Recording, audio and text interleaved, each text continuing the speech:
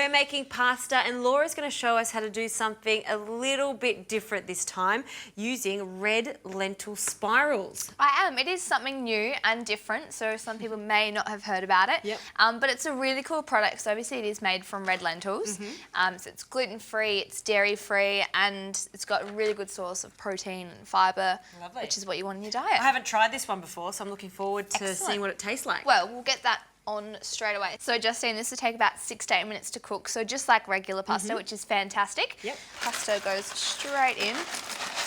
Give it a good stir. I think we'll get onto the sauce. So if you want to start chopping the garlic and the chilli up for me, I'll start to fry off some bacon to get it really nice and crispy. Nice. So tell me about the sauce. The name is, I can never pronounce this. That's right. Amatriciana. Amatriciana. I can't roll the R. That's the okay. problem. Practice, Justine. Practice. I know, exactly. So basically, it's a tomato-based sauce. So garlic, chilli, and then some bacon or some speckiness. We're using the smoked bacon today. And I like to fry it off first and keep it separate so it's really crunchy and gnarly and salty. Yep.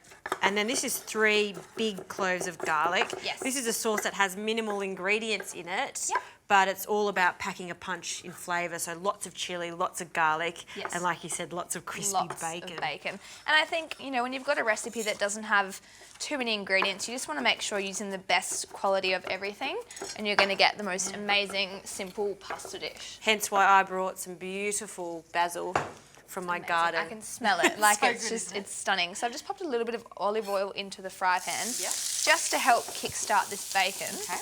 Yeah, you've used quite lean bacon there. Yes. So straight in.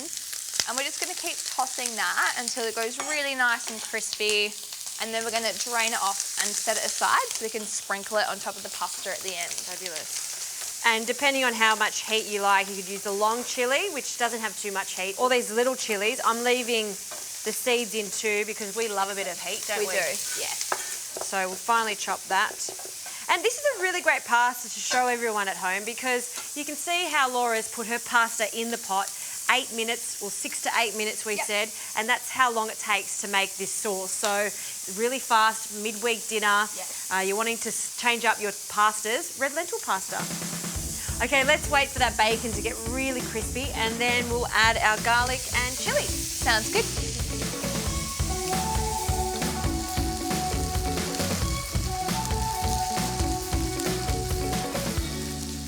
So Justine, this bacon is really nice and crispy and that fat's come out, so it's time to add the garlic and the chilli. Okay, lots of garlic and chilli. Beautiful. We're going to give this a quick fry because I just want to soften that garlic and chilli down, and then we can add our pureed tomatoes straight in. Go. And then we're going to crank this onto a high heat and cook it for about 5 minutes and bring it together with the pasta. Beautiful.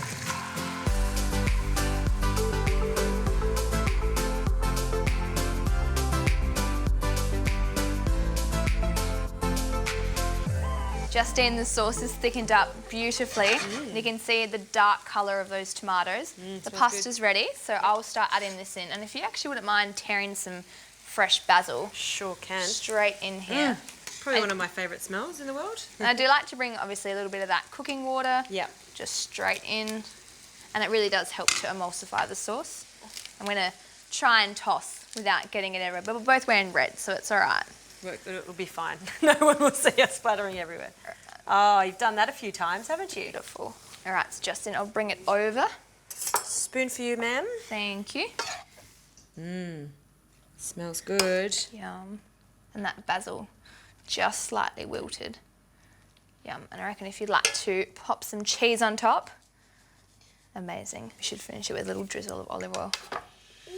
Yes. Yum. Looks good. Really interested in trying the red lentil pasta, something a little different.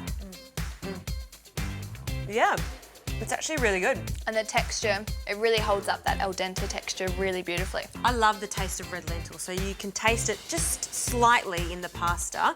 And if you're gluten-free, well, this is an absolute winner for you.